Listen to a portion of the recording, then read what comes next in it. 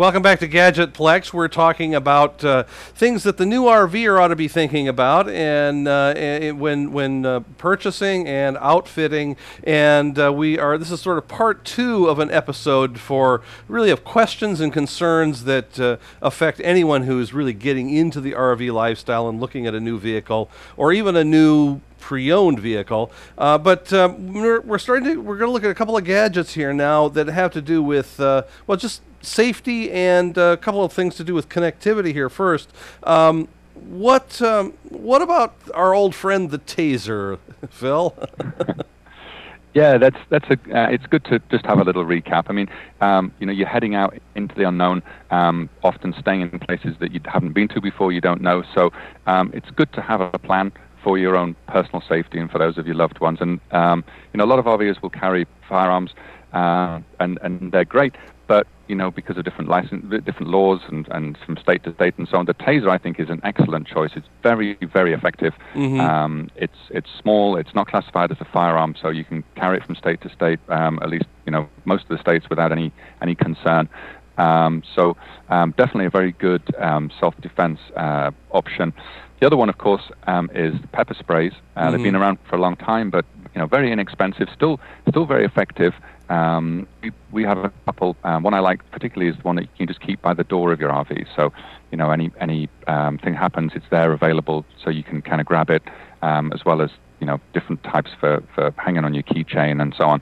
So I'd really encourage people to have a plan for their safety with respect to that, and then as we're out and about in the unknown, keeping in touch and keeping in contact with something we've talked about is a recurring theme at any RV show, and it's a recurring theme on Gadgetplex, I know. But mm-hmm.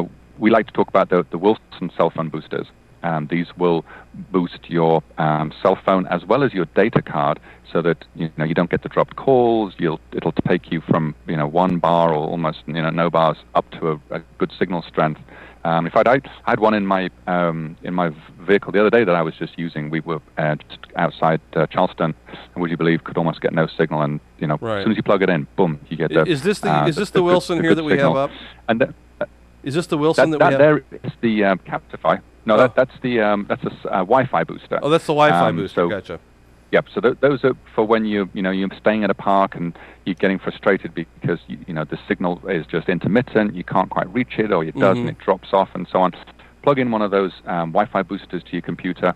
We do like a little desktop one, or that one there that mounts on the ladder, and they do again just a phenomenal job of pulling in the signal. In fact, I'm using one just before this show. I've got mine mounted on the ladder, and for whatever reason, I'm on a Tango internet, but it just keeps on dropping off intermittently, and the signal strength is varying. So when I plug that baby in, I'm like king of the campground. So there you go. nobody's got quite as strong a signal as me there. Right. Well, that's always an issue in the campgrounds, and of course we know from doing a number of shows where you've had to the famous McDonald's show is the one that I'm thinking of. Where that will always be a fun memory for me. That's right. That will be that will go down in history. Coffee shop. That's right. Yeah, and that's fine. But yeah, we that's sort of part of the action of just kind of getting the show done from your perspective, of course, is finding that right connectivity. So, what about protecting your RV itself? What are what are some good ideas here? So I speak to the ones that I've experienced, and I'm sure I think your RV professor can probably fill in on some other details here. I'm sure he has some great ideas. But for me, I just assumed, like, for instance, take the batteries. An RV has 2 different sets of batteries. Again, mm-hmm. I didn't realize that when we first started. I never go under the hood in my car. I used to work for HP, and I just used to take it in, and people would take care of all that sort of stuff. So right. You've got your chassis battery, which is the battery or batteries that are for the engine, and then you've got the coach batteries, which are in my instance, I've got 2 6-volt batteries. Now the chassis one is different from the coach one. The chassis one is a zero maintenance, which is what I've always been used to. Mm-hmm. But these deep cycle 6-volt batteries, you have to keep topping up with water. I didn't know that.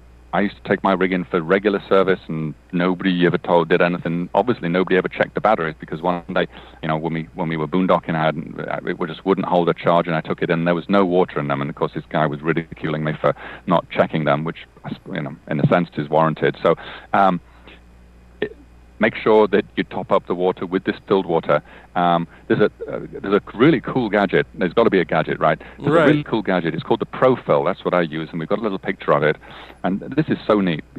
Generally, your house batteries are located in a really awkward place. I mean, these look like they're on a little slide.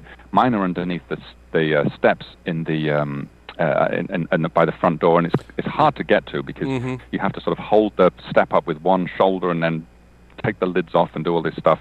What this little gadget here does is each one of the spaces or the holes in top of the RV, you plug one of the widgets into, and what that does is senses. It's got a little float, and it sort of senses the level of the liquid, or the liquid acid mixture in there, and the pipe there that's sticking out is what you actually connect to. So yeah, it comes with a little hose siphon contraption, and you stick that in your bottle of distilled water, pump it, and that will push the water through this nozzle there, and then into whichever battery needs it. I mean, it's really, whoever invented it was very clever.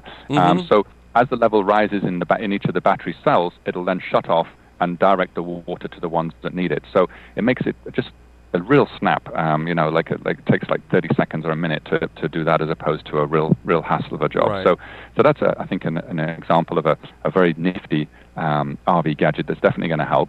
That's distilled water, of course, right? Not your hard water from the shore station there. Not tap water or Lake Michigan. It's distilled water. No Lake Michigan water. I didn't think so. Yeah. Okay. All right. What else? What other gadgets should we be thinking about for the new RVer? There's a couple of others. Our UV damage can be something that can affect RVs. So a lot of people like the shades that you can put up at the front. The brand I'm familiar with is MagnaShade. They do a real nice job. You can have patterns printed on the front of whatever your favorite logo or scene is, but they're very easy to install. You don't have to climb up on a ladder. They're actually magnetic mounted, and with an extension pole, you just put them up. So they will do a couple of things. They'll stop the sunlight coming in as much and cut down the light, so that you reduce any UV damage inside the coach. They'll also make it cooler inside the coach, obviously, because less light is coming in. There's a good picture of one, which I think is really nice, and you can get them for the sides as well. Right. Do you ever have birds try to fly into the? Sorry, go ahead. Do you ever have birds try to fly into a scene like that? I've never seen one, but if I did, it would be really funny. Okay. I'd have a little camera up front. There you go. Just to check it out, or have a big flower so you can attract the hummingbirds. There you go. People will also protect their tires from UV damage, and I thought this was taking things a little bit far until I read up about it, and it is actually. If you're going to park up for any period of time, there you go. There's these little RV covers, and you can get them from most places, Camping World and what have you.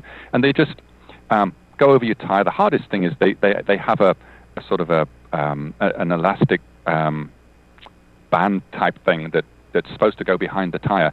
And if you've got dual tires like I do at the back, it's the work of art trying to get that round there. So I never bother, and then of course they fly away in the wind.